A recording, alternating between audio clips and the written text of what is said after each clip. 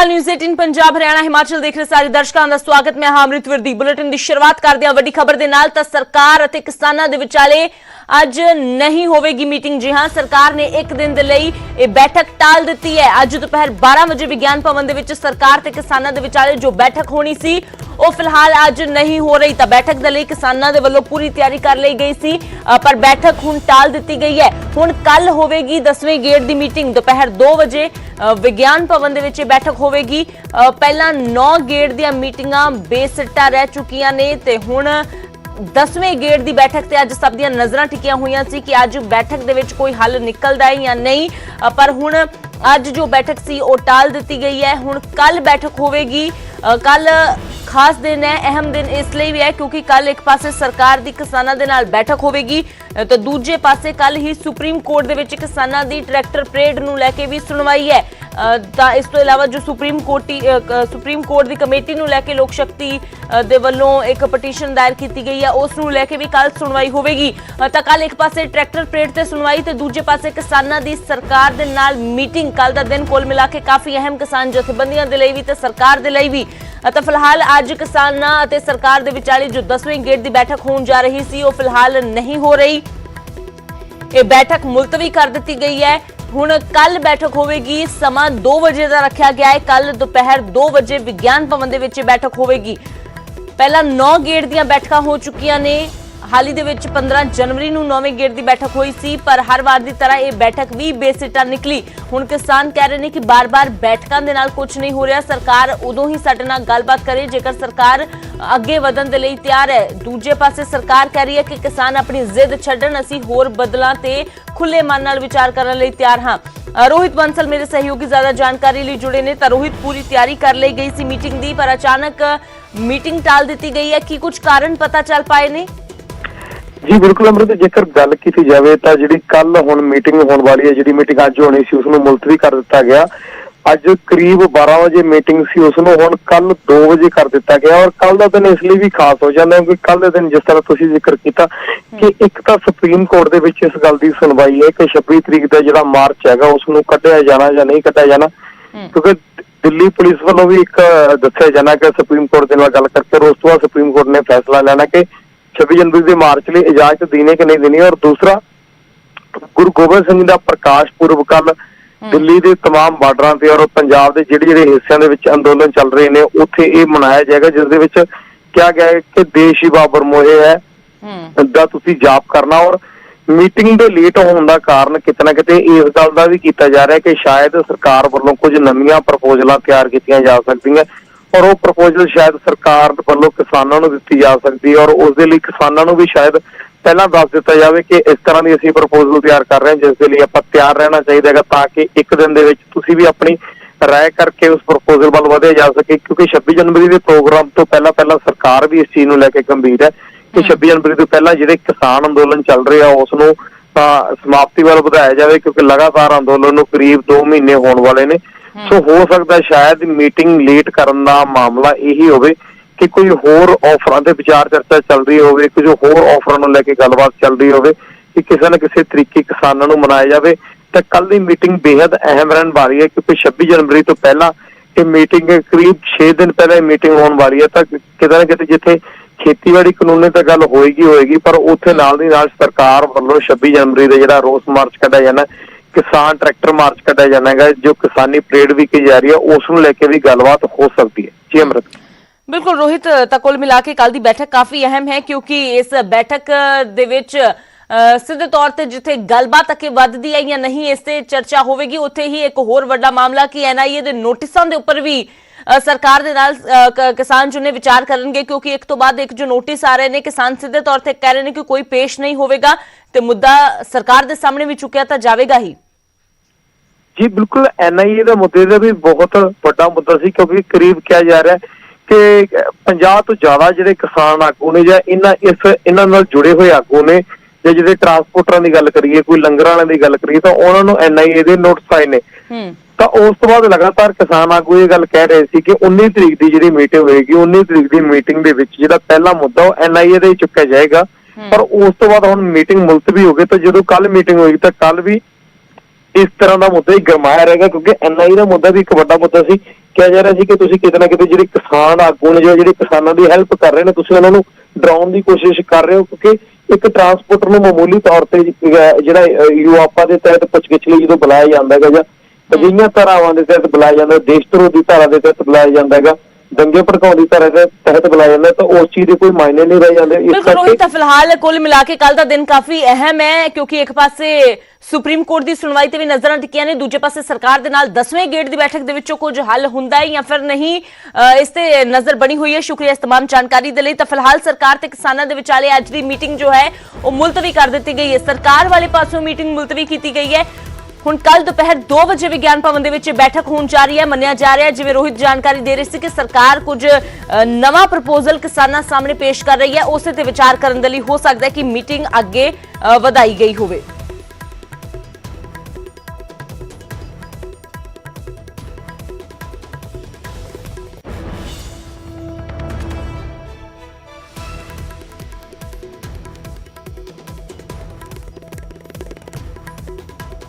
ਤਾਂ ਸਰਕਾਰ ਤੇ ਕਿਸਾਨਾਂ ਦੇ ਵਿਚਾਲੇ ਫਿਲਹਾਲ ਅੱਜ ਮੀਟਿੰਗ ਨਹੀਂ ਹੋਣ ਜਾ ਰਹੀ, ਜਿਹੜੀ ਦੁਪਹਿਰ 12 ਵਜੇ ਵਿਗਿਆਨ ਭਵਨ ਦੇ ਵਿੱਚ ਹੋਣੀ ਸੀ। ਹਾਲਾਂਕਿ ਕਿਸਾਨਾਂ ਦੇ ਵੱਲੋਂ ਤੇ ਇਸ ਮੀਟਿੰਗ ਨੂੰ ਲੈ ਕੇ ਪੂਰੀ ਤਿਆਰੀ ਕਰ ਲਈ ਗਈ ਸੀ, ਪਰ ਐਨ ਮੌਕੇ ਤੇ ਸਰਕਾਰ ਦੇ ਵੱਲੋਂ ਇਸ ਮੀਟਿੰਗ ਨੂੰ ਇੱਕ ਦਿਨ ਦੇ ਲਈ ਟਾਲ ਦਿੱਤਾ ਗਿਆ ਹੈ। ਹੁਣ ਕੱਲ ਮੀਟਿੰਗ ਹੋਵੇਗੀ। ਕੱਲ ਮੀਟਿੰਗ ਇੱਕ ਪਾਸੇ ਸਰਕਾਰ ਤੇ ਕਿਸਾਨਾਂ ਦੇ ਵਿਚਾਲੇ ਹੋਵੇਗੀ, ਦੂਜੇ ਪਾਸੇ ਸੁਪਰੀਮ ਕੋਰਟ ਦੇ ਵਿੱਚ ਕਿਸਾਨਾਂ ਦੀ ਟਰੈਕਟਰ ਪਰੇਡ ਤੇ ਵੀ ਸੁਣਵਾਈ ਹੋਵੇਗੀ। ਇਸ ਟਰੈਕਟਰ ਪਰੇਡ ਨੂੰ ਲੈ ਕੇ ਦਿੱਲੀ ਪੁਲਿਸ ਆਪਣਾ ਕਿਸ ਤਰ੍ਹਾਂ ਦਾ ਕੋਈ ਹਲਫਨਾਮਾ ਜਾਂ ਕੀ ਆਪਣਾ ਵਿਚਾਰ ਰੱਖਦੀ ਹੈ, ਇਹ ਵੀ ਕਾਫੀ ਅਹਿਮ ਹੈ। ਤੇ ਗੱਲ ਕਰਦੇ ਹਾਂ ਹਰਿਆਣਾ ਦੇ ਕਿਸਾਨ ਆਗੂ ਗੁਰਨਾਮ ਚਡੂਣੀ ਦੀ, ਜਿਨ੍ਹਾਂ ਤੇ ਸੰਯੁਕਤ ਮੋਰਚੇ ਦੇ ਵੱਲੋਂ ਵੱਡਾ ਫੈਸਲਾ ਲਿਆ ਗਿਆ ਹੈ। ਸੰਯੁਕਤ ਮੋਰਚੇ ਨੇ ਕਹਿ ਦਿੱਤਾ ਹੈ ਕਿ ਚਡੂਣੀ ਵਾਲਾ ਮਾਮਲਾ ਸੁਲਝ ਗਿਆ ਹੈ। ਸੰਯੁਕਤ ਮੋਰਚੇ ਦੇ ਮੈਂਬਰ ਬਣੇ ਰਹਿਣਗੇ ਚਡੂਣੀ, ਸਰਕਾਰ ਦੇ ਨਾਲ ਮੀਟਿੰਗਾਂ ਦੇ ਵਿੱਚ ਸ਼ਾਮਿਲ ਵੀ ਹੋਣਗੇ। ਯੋਗੇਂਦਰ ਯਾਦਵ ਨੇ ਕਿਹਾ ਕਿ ਜੋ ਸਪਸ਼ਟੀਕਰਨ ਚਡੂਣੀ ਦੇ ਵੱਲੋਂ ਦਿੱਤਾ ਗਿਆ ਹੈ, ਉਸ ਸਪਸ਼ਟੀਕਰਨ ਤੋਂ ਮੋਰਚਾ ਸੰਤੁਸ਼ਟ ਹੈ। ਚਡੂਣੀ ਅੰਦੋਲਨ ਦੌਰਾਨ ਸਿਆਸੀ ਮੀਟਿੰਗ ਦੇ ਵਿੱਚ ਨਹੀਂ ਜਾਣਗੇ, ਇਹ ਵੀ ਕਹਿ ਦਿੱਤਾ ਗਿਆ ਹੈ, ਤੇ ਸਰਕਾਰ ਦੇ ਨਾਲ ਹੋਣ ਵਾਲੀ ਮੀਟਿੰਗ ਦਾ ਹਿੱਸਾ ਬਣੇ ਰਹਿਣਗੇ। ਉਹਨਾਂ ਮੀਟਿੰਗਾਂ ਦੇ ਵਿੱਚ ਚਡੂਣੀ ਸ਼ਾਮਿਲ ਹੋਣਗੇ। ਤਾਂ ਦੱਸ ਦਈਏ ਕਿ ਸਿਆਸੀ ਪਾਰਟੀਆਂ ਦੀ ਇੱਕ ਮੀਟਿੰਗ ਦੇ ਵਿੱਚ ਜਾਣਾ ਗੁਰਨਾਮ ਸਿੰਘ ਚਡੂਣੀ ਨੂੰ ਮਹਿੰਗਾ ਪੈ ਗਿਆ, ਉਸ ਤੇ ਇਤਰਾਜ਼ ਜਤਾਇਆ ਗਿਆ। ਇਹ ਵੀ ਖਬਰ ਆਈ ਸੀ ਕਿ ਸਸਪੈਂਡ ਉਹਨਾਂ ਨੂੰ ਕਰ ਦਿੱਤਾ ਗਿਆ ਹੈ ਸੰਯੁਕਤ ਮੋਰਚੇ ਦੇ ਵੱਲੋਂ, ਜਿਸ ਤੇ ਨਿਊਜ਼ 18 ਤੇ ਸਭ ਤੋਂ ਪਹਿਲਾਂ ਆਪਣਾ ਸਪਸ਼ਟੀਕਰਨ ਵੀ ਦਿੱਤਾ। ਗੁਰਨਾਮ ਚਡੂਣੀ ਨੇ ਕਿਹਾ ਕਿ ਮੈਨੂੰ ਇਸ ਬਾਰੇ ਕੋਈ ਜਾਣਕਾਰੀ ਨਹੀਂ ਹੈ, ਨਾ ਹੀ ਮੈਨੂੰ ਕੋਈ ਮੈਸੇਜ ਮਿਲਿਆ ਹੈ, ਪਰ ਮੈਂ ਆਪਣਾ ਸਪਸ਼ਟੀਕਰਨ ਜ਼ਰੂਰ ਦੇਵਾਂਗਾ। ਤੇ ਜਿਵੇਂ ਹੀ ਉਹਨਾਂ ਨੇ ਸਪਸ਼ਟੀਕਰਨ ਦਿੱਤਾ ਹੈ ਤਾਂ ਸੰਯੁਕਤ ਮੋਰਚੇ ਦੇ ਵੱਲੋਂ ਪ੍ਰੈਸ ਕਾਨਫਰੰਸ ਕੀਤੀ ਗਈ, ਜਿਸ ਤੋਂ ਬਾਅਦ ਉਹਨਾਂ ਨੇ ਐਲਾਨ ਕਰ ਦਿੱਤਾ ਕਿ ਅਸੀਂ ਇਸ ਸਪਸ਼ਟੀਕਰਨ ਤੋਂ ਸੰਤੁਸ਼ਟ ਹਾਂ ਤੇ ਗੁਰਨਾਮ ਚਡੂਣੀ ਇਸ ਅੰਦੋਲਨ ਦਾ ਹਿੱਸਾ ਬਣੇ ਰਹਿਣਗੇ। ਸੰਯੁਕਤ ਕਿਸਾਨ ਮੋਰਚੇ ਵੱਲੋਂ ਗੁਰਨਾਮ ਸਿੰਘ ਚਡੂਣੀ ਨੂੰ ਸਸਪੈਂਡ ਕੀਤਾ ਜਾਂਦਾ ਹੈ, ਪਰ ਉਸ ਤੋਂ ਹੀ ਕੁਝ ਘੰਟੇ ਬਾਅਦ ਆਪਣੇ ਫੈਸਲੇ ਨੂੰ ਬਦਲ ਲਿਆ ਜਾਂਦਾ। ਫੈਸਲਾ ਬਦਲਣ ਪਿੱਛੇ ਕੀ ਕਾਰਨ ਹੈ, ਇਹ ਪੁੱਛਾਂਗੇ ਅਸੀਂ। ਜਗਜੀਤ ਸਿੰਘ ਡੱਲੇਵਾਲ ਜੀ ਨੇ ਮੇਰੇ ਨਾਲ। ਡੱਲੇਵਾਲ ਸਾਹਿਬ, ਕੱਲ ਸ਼ਾਮ ਨੂੰ ਫੈਸਲਾ ਹੁੰਦਾ ਪਰ ਮੀਡੀਆ ਨੂੰ ਨਹੀਂ ਦੱਸਿਆ ਜਾਂਦਾ। ਅੱਜ ਸਵੇਰੇ ਜਦੋਂ ਚਰਚਾ ਜੀ ਹੁੰਦੀ ਹੈ ਤਾਂ ਪਤਾ ਲੱਗਦਾ ਕਿ ਸਸਪੈਂਡ ਹੋ ਗਏ, ਸ਼ਾਮ ਤੱਕ ਪਤਾ ਲੱਗਦਾ ਕਿ ਫਿਰ ਵਾਪਸੀ ਹੋ ਗਈ ਹੈ। ਇਹ ਕੀ ਕਾਰਨ ਹੈ ਕਿ ਸਵੇਰ ਦਾ ਪੁੱਲਿਆ ਸ਼ਾਮ ਨੂੰ ਘਰ ਆ ਗਿਆ? ਸਭ ਤੋਂ ਵੱਡੀ ਗੱਲ ਹੈ, ਸਿਆਣੀ ਗੱਲ ਇਹੀ ਹੈ ਕਿ ਦੇਖੋ, ਇਨਸਾਨ ਗਲਤੀਆਂ ਦਾ ਪੁਤਲਾ ਹੈ। ਗਲਤੀ ਹੋ ਜਾਂਦੀ ਹੈ। ਜਦੋਂ ਗਲਤੀ ਹੁੰਦੀ ਹੈ ਉਦੋਂ ਇੱਕ ਸੁਭਾਵਿਕ ਹੈ ਕਿ ਜਿਹੜੀ ਇੱਕ ਅਸੀਂ ਸਾਰੇ ਇੱਕ ਨਿਯਮ ਅਸੂਲ 'ਚ ਵੱਝ ਕੇ ਚੱਲ ਰਹੇ ਹਾਂ। 450 ਕਿਸਾਨ ਜਥੇਬੰਦੀ ਨੂੰ ਇੱਕ ਅਸੂਲ ਨੇ ਬੰਨ੍ਹ ਕੇ ਚਲਾਇਆ ਹੋਇਆ ਹੈ। ਜਦੋਂ ਅਸੀਂ ਅਸੂਲ ਤੋਂ ਥੋੜ੍ਹਾ ਜਿਹਾ ਹਿੱਲਦੇ ਹਾਂ ਫਿਰ ਝਟਕਾ ਵੱਜਦਾ ਸਾਰਿਆਂ ਨੂੰ, ਕਿਉਂਕਿ 4 ਚੁਫੇਰੇ ਕਰੰਟ ਚੱਲਦਾ ਹੁੰਦਾ ਹੈ, ਉਹਦਾ ਝਟਕਾ ਵੱਜਦਾ। ਤੋ ਇਸ ਕਰਕੇ ਉਹ ਉਹਨਾਂ ਕੁ ਹੋਇਆ ਸੀ ਔਰ ਉਹਨਾਂ ਨੇ ਅੱਜ ਮਹਿਸੂਸ ਕਰ ਲਿਆ, ਰਿਟਨ ਦੇ ਵਿੱਚ ਲਿਖ ਕੇ ਭੇਜਤਾ ਕਿ ਵੀ ਜਿਹੜੀ ਮੇਰੀ ਕੋਲੋਂ ਇਹ ਗਲਤੀ ਹੋਈ ਹੈ ਮੈਂ ਅੱਗੇ ਤੋਂ ਨਹੀਂ ਕਰੂੰਗਾ, ਸੰਯੁਕਤ ਕਿਸਾਨ ਮੋਰਚੇ ਦੇ ਫੈਸਲੇ ਦੇ ਨਾਲ ਚੱਲੂੰਗਾ ਔਰ ਜਿਵੇਂ ਵੀ ਇਹ ਫੈਸਲਾ ਲੈਣਗੇ ਉਹਦੇ ਨਾਲ ਮੈਂ ਐਗਰੀ ਹੋ ਕੇ ਚੱਲੂੰਗਾ। ਤਾਂ ਉਹਦੇ ਆਧਾਰ ਦੇ ਉੱਤੇ ਉਹਨਾਂ ਨੂੰ ਮਤਲਬ ਸੁਭਾਵਿਕ ਸੀਗੀ ਗੱਲ ਕਿ ਉਹ ਸਾਡੇ ਇੱਕ ਜ਼ਿੰਮੇਵਾਰ ਲੀਡਰ ਨੇ। ਅਗਰ ਕਿਤੇ ਗਲਤੀ ਹੋ ਸਕਦੀ ਹੈ ਤੇ ਉਹ ਜੋ ਗਲਤੀ ਨੂੰ ਸੁਧਾਰਦੇ ਨੇ ਉਹਨਾਂ ਦਾ ਵੀ ਤਾਂ ਇੱਕ ਬੜਾ ਮਨ ਹੈ ਨਾ, ਲਿਖ ਕੇ ਭੇਜ ਦੇਣਾ ਵੀ ਮੈਂ ਗਲਤੀ ਮੰਨਦਾ ਤੇ ਮਤਲਬ ਮੈਂ ਇਸ ਨਾਲ ਅੱਗੇ ਤੋਂ ਨਹੀਂ ਕਰੂੰਗਾ, ਉਹਨਾਂ ਦਾ ਵੀ ਵੱਡਾ ਮਨ ਹੈ। ਤੇ ਜੇ ਉਹ ਵੱਡਾ ਮਨ ਵਿਖਾ ਕੇ ਕਰ ਸਕਦੇ ਨੇ ਤੇ ਸਾਡੀ ਜ਼ਿੰਮੇਵਾਰੀ ਵੀ ਉਨੀ ਬਣਦੀ ਹੈ ਕਿ ਅਸੀਂ ਉਹਨਾਂ ਦੀ ਗਲਤੀ ਨੂੰ ਮਤਲਬ ਸੁਧਾਰ ਕਰ ਲਿਆ ਔਰ ਉਹਨੂੰ ਠੀਕ ਢੰਗ ਨਾਲ ਸਾਡੇ ਨਾਲ ਅਸੀਂ ਜੋੜ ਕੇ ਉਸੇ ਤਰ੍ਹਾਂ ਅੰਦੋਲਨ ਦੇ ਵਿੱਚ ਅੱਗੇ ਉਹਦਾ ਸਾਡਾ ਪਾਰਟਿਸਿਪੇਟ ਉਸ ਨਾਲ ਰਹੇਗਾ, ਉਵੇਂ ਜਿਵੇਂ ਚੱਲਦੇ ਰਹਾਂਗੇ। ਸਰ 26 ਤਰੀਕ ਨੂੰ ਲੈ ਕੇ ਅੱਜ ਤੁਹਾਡੀ ਪੁਲਿਸ ਅਧਿਕਾਰੀਆਂ ਨਾਲ ਮੁਲਾਕਾਤ ਹੋਈ ਹੈ। ਹਾਲਾਂਕਿ ਤੁਹਾਡੇ ਦੁਆਰਾ ਕਿਹਾ ਜਾ ਰਿਹਾ ਕਿ ਉਹ ਰੈਗੂਲਰ ਮੁਲਾਕਾਤ ਹੈ, ਅਜਿਹੀਆਂ ਮੁਲਾਕਾਤਾਂ ਹੁੰਦੀਆਂ ਰਹਿੰਦੀਆਂ, ਪਰ ਕਿਉਂਕਿ 26 ਜਨਵਰੀ ਤੋਂ ਪਹਿਲਾਂ ਜਦੋਂ ਅਜਿਹੀਆਂ ਮੁਲਾਕਾਤਾਂ ਹੁੰਦੀਆਂ ਤਾਂ ਉਸ ਨੂੰ ਆਪਾਂ ਆਮ ਮੁਲਾਕਾਤਾਂ ਨਹੀਂ ਕਹਿ ਸਕਦੇ। ਦੇਖੋ ਦੋਨੇ ਗੱਲਾਂ ਹੁੰਦੀਆਂ ਹੈ। ਮੁਲਾਕਾਤਾਂ ਜਿਹੜੀ ਤੁਹਾਨੂੰ ਅੱਜ ਲੱਗੀ ਹੈ ਨਾ, ਕਿਉਂਕਿ ਤੁਹਾਡੇ ਖੜਿਆ ਮੁਲਾਕਾਤ ਅੱਜ ਹੋਈ ਹੈ, ਤੁਹਾਨੂੰ ਐਂ ਲੱਗਦਾ ਵੀ ਖਵਣੀ ਕਿਵੇਂ ਆ। ਇਹ ਮੀਟਿੰਗਾਂ ਸਾਡੇ ਨਾਲ 3-4 ਵਾਰੀ ਪਹਿਲਾਂ ਵੀ ਹੋ ਲਈਆਂ, ਇਹ ਹੁੰਦੀਆਂ ਰਹਿੰਦੀਆਂ ਨੇ ਕਿ ਇੱਥੋਂ ਦੀ ਸਿਚੁਏਸ਼ਨ ਕੀ ਹੈ, ਕੀ ਲੋੜ ਲੱਗਦੀ ਹੈ, ਕਿਸ ਤਰ੍ਹਾਂ ਕੀ ਕਰਨਾ, ਕੋਈ ਪ੍ਰੋਬਲਮ ਆ ਰਹੀ ਹੈ, ਕਈ ਵਾਰੀ ਅਸੀਂ ਸੱਦਦੇ ਹਾਂ ਵੀ ਆਹ ਪ੍ਰੋਬਲਮ ਆ ਰਹੀ ਹੈ, ਇਹਨੂੰ ਸੋਲਵ ਕਰੋ, ਇਸ ਤਰ੍ਹਾਂ ਦੀਆਂ ਹੁੰਦੀਆਂ ਰਹਿੰਦੀਆਂ।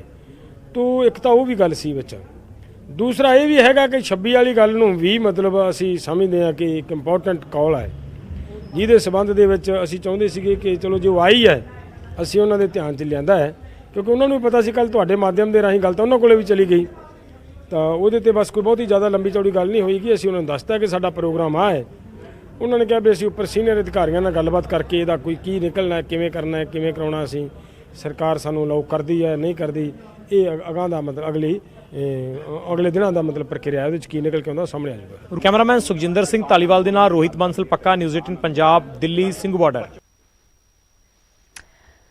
ਤਾਂ ਚੜੂਣੀ ਦੇ ਵੱਲੋਂ ਜੋ ਸਪਸ਼ਟੀਕਰਨ ਦਿੱਤਾ ਗਿਆ ਹੈ, ਸੰਯੁਕਤ ਮੋਰਚੇ ਦਾ ਕਹਿਣਾ ਹੈ ਕਿ ਅਸੀਂ ਉਸ ਸਪਸ਼ਟੀਕਰਨ ਤੋਂ ਸੰਤੁਸ਼ਟ ਹਾਂ ਤੇ ਇਸ ਲਈ ਇਹ ਫੈਸਲਾ ਲਿਆ ਗਿਆ ਹੈ ਕਿ ਚੜੂਣੀ ਦੇ ਖਿਲਾਫ ਕੋਈ ਕਾਰਵਾਈ ਨਹੀਂ ਕੀਤੀ ਜਾਵੇਗੀ ਤੇ ਉਹ ਅੰਦੋਲਨ ਦਾ ਹਿੱਸਾ ਬਣੇ ਰਹਿਣਗੇ।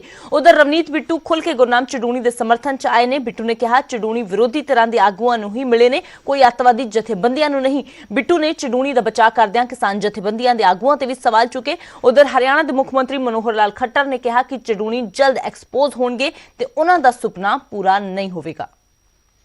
ਤਾਂ ਹੈਰਾਨ ਹੋ ਗਿਆ, ਚੜੂਨੀ ਸਾਹਿਬ ਕੋਈ ISI ਨੂੰ ਮਿਲਿਆ ਏ, ਕੋਈ ਤਾਲਿਬਾਨਾਂ ਨੂੰ ਮਿਲਿਆ ਏ, ਉਹ ਪੰਜਾਬੀ ਇੱਕ ਦੂਜੇ ਨਾਲ ਰਿਸ਼ਤਾ ਏ।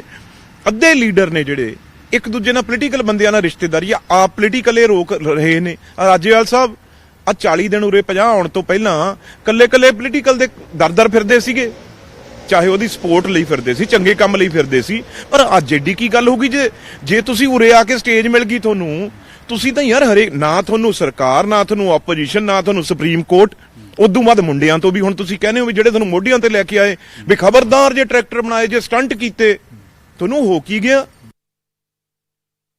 अब ये जो काली करतूतें हैं, ये जो लोग करने में लगे हैं, कुल मिलाकर के उनको किसी प्रकार की कामयाबी नहीं मिलने वाली है, ऐसा मैं विश्वास से कह सकता हूँ। हमारी सरकार पूरी 5 साल का अपना टर्म पूरा करेगी और ये जो उच्छेद खंडे ये अंदर पहले भी कुछ ना कुछ करते रहे हैं, लेकिन कभी आज तक कामयाब ना हुए हैं, ना आगे होंगे। करनाल में किसानों को भड़काया सर, हिंसा के लिए उनको भड़काया। बताया कि ये जिस प्रकार की हरकतें मैं पहले भी कह चुका हूँ, ऐसी हरकतें इनकी कभी कामयाब नहीं होने देंगे। हम अपना बहुत धैर्य से, बहुत संयम रख करके लॉ एंड ऑर्डर की स्थिति को मेंटेन करते हुए हम हर स्टेप को आगे बढ़ाएंगे। ਤਾਂ ਫਿਲਹਾਲ 26 ਜਨਵਰੀ ਦੀ ਕਿਸਾਨ ਪਰੇਡ ਨੂੰ ਲੈ ਕੇ ਤਿਆਰੀਆਂ ਜ਼ੋਰਾਂ ਸ਼ੋਰਾਂ ਤੇ ਚੱਲ ਰਹੀਆਂ ਨੇ। ਆਊਟਰ ਰਿੰਗ ਰੋਡ ਦਿੱਲੀ ਦੇ ਇਸ ਤੇ ਕਿਸਾਨ ਪਰੇਡ ਕਰਨਗੇ। ਇਸ ਪਰੇਡ ਨੂੰ ਲੈ ਕੇ ਪੰਜਾਬ ਦੇ ਵਿੱਚ ਵੀ ਤਿਆਰੀਆਂ ਸ਼ੁਰੂ ਹੋ ਗਈਆਂ ਨੇ। ਪੰਜਾਬ 'ਚ ਕਿਸਾਨ ਜਥੇਬੰਦੀਆਂ ਵੱਲੋਂ ਲਾਮਬੰਦੀ ਲਹਿਰਾਂ ਚਲਾਈਆਂ ਜਾ ਰਹੀਆਂ ਨੇ।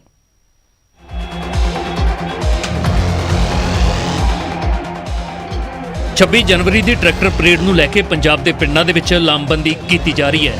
ਟਰੈਕਟਰ ਤੇ ਮਾਰਚ ਕਰਕੇ ਲੋਕਾਂ ਨੂੰ ਇਸ ਪਰੇਡ ਦੇ ਵਿੱਚ ਸ਼ਮੂਲੀਅਤ ਕਰਨ ਦਾ ਸੱਦਾ ਦਿੱਤਾ ਜਾ ਰਿਹਾ ਹੈ। ਮਾਨਸਾ ਦੇ ਪਿੰਡਾਂ ਦੇ ਵਿੱਚ ਪੰਜਾਬੀ ਗਾਇਕ ਸਿੱਧੂ ਮੂਸੇਵਾਲਾ, ਆਰਨੇਤ, ਲੱਖਾ ਸਿਧਾਣਾ ਅਤੇ ਹੋਰਾਂ ਵੱਲੋਂ ਟਰੈਕਟਰ ਮਾਰਚ ਕੱਢਿਆ ਗਿਆ। ਲੋਕਾਂ ਨੂੰ 26 ਜਨਵਰੀ ਨੂੰ ਦਿੱਲੀ ਪਹੁੰਚਣ ਦਾ ਸੱਦਾ ਦਿੱਤਾ ਗਿਆ। 26 ਤਰੀਕ ਨੂੰ ਜਿਹੜੀ ਟਰੈਕਟਰ ਮਾਰਚ ਹੋ ਰਿਹਾ ਤੇ ਉਹਦੀ ਤਿਆਰੀ ਲਈ ਭਰਾਵੋ ਆ ਤੁਹਾਡੇ ਕੋਲੇ ਆਏ ਆ, ਲਾਮਬੰਦੀ ਕਰਨ ਲਈ ਆਏ ਆ। ਪਰ ਆਪਾਂ ਉੱਥੇ 26 ਤਰੀਕ ਨੂੰ ਨਹੀਂ ਜਾਣਾ, ਅਸੀਂ ਉੱਥੇ ਪਹਿਲਾਂ ਹੀ 20 ਤਰੀਕ ਨੂੰ ਆਪਣੇ ਟਰੈਕਟਰ ਤੋੜ ਲੈਣੇ ਆ। 26 ਤਰੀਕ ਨੂੰ ਪਤਾ ਨਹੀਂ ਰਾਹ 'ਚ ਕੋਈ ਅਰਜਨ ਹੋ ਜਾਏ। ਇਨ੍ਹਾਂ ਕਲਾਕਾਰਾਂ ਨੇ ਲੋਕਾਂ ਨੂੰ ਅਪੀਲ ਕੀਤੀ ਕਿ ਇਸ ਅੰਦੋਲਨ ਨੂੰ ਪੂਰੀ ਤਰ੍ਹਾਂ ਸ਼ਾਂਤਮਈ ਬਣਾ ਕੇ ਰੱਖਿਆ ਜਾਵੇ। ਕੋਈ ਵੀ ਅਸਲ ਵਿੱਚ ਜਿੰਨੇ ਵੀ ਸੰਘਰਸ਼ ਹੁਣ ਤੱਕ ਜਿੱਤੇ ਗਏ ਵੀ ਸ਼ਾਂਤੀਪੂਰਵਕ ਤੋਂ ਹੋਣ, ਹਨਾ ਵੀ ਉਸ ਤਰੀਕੇ ਨਾਲ। ਬਾਕੀ ਸਾਡੇ ਵੱਡਿਆਂ ਜਿਵੇਂ ਕਮਾਂਡ ਦੇਣਗੇ ਉਵੇਂ ਹੀ ਚੱਲਾਂਗੇ। 26 ਜਨਵਰੀ ਨੂੰ ਦਿੱਲੀ ਦੇ ਆਊਟਰ ਰਿੰਗ ਰੋਡ ਤੇ ਕਿਸਾਨ ਟਰੈਕਟਰ ਪਰੇਡ ਕਰਨ ਜਾ ਰਹੇ ਨੇ। ਪੰਜਾਬ ਦੇ ਪਿੰਡਾਂ ਦੇ ਵਿੱਚ ਤਿਆਰੀਆਂ ਹੋ ਰਹੀਆਂ ਨੇ। ਜੋ ਦਿੱਲੀ ਨਹੀਂ ਪਹੁੰਚ ਸਕਦੇ ਉਹ ਆਪਣੇ ਇਲਾਕਿਆਂ ਦੇ ਵਿੱਚ ਪਰੇਡ ਕਰਨਗੇ। ਮਾਨਸਾ ਤੋਂ ਬਲਦੇਵ ਸ਼ਰਮਾ, ਨਿਊਜ਼ 18।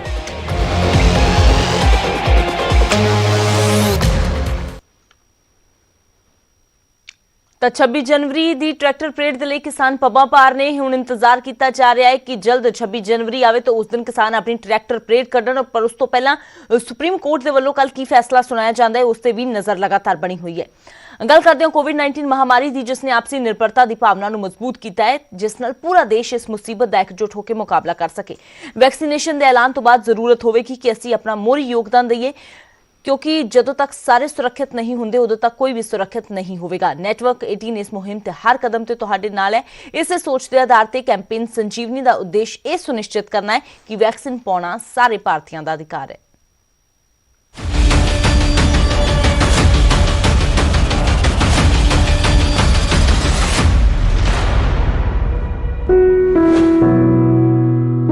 ब्रेक तो बाद एक बार फिर थोड़ा स्वागत है। सर्दियों के मौसम दे विच अंगीठी जलाई जाती है तां जो इस ठंड तो निजात पाई जा सके, पर फिरोजपुर ते अमृतसर च अंगीठी का धुआं मौत की वजह बन गया।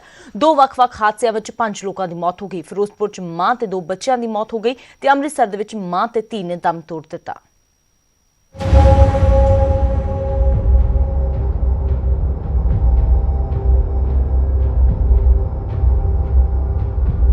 पूरा उत्तर भारत ठंड की मार हेठ है। कड़ाके की ठंड के नाल लोग परेशान है, जिस तो बचन दे लोग अग का सहारा ले रहे हैं ते ही अग मौत का कारण भी बन रही है। तस्वीरां फिरोजपुर के पिंड हामदवाला उतार दियां ने, जिथे एक महिला ते उसके 2 बच्चों की मौत हो गई ते मौत का कारण बनी अंगीठी। दरअसल ठंड तो बचन के लिए महिला ने कोले की अंगीठी जला ली, पर रात को दम घुटन के कारण इन्हां दी जान चली गई। महिला की सस ने सवेरे दरवाजा खोलिया तो अंदर लाशा वेख के होश फाकता हो गए। मृतक महिला का पति मलेशिया च रहिंदा है।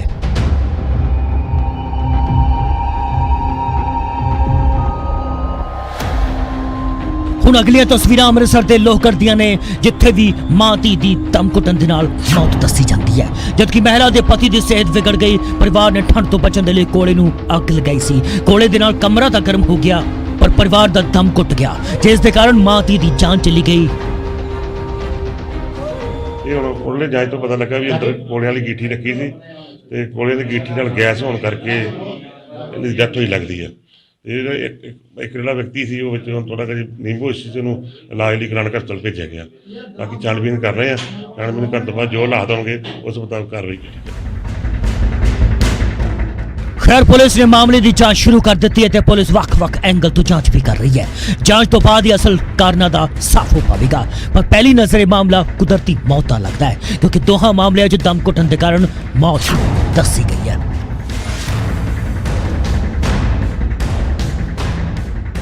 फिरोजपुर तो मनदीप सिंह ते अमृतसर तो अमित शर्मा, न्यूज़ 18 पंजाब।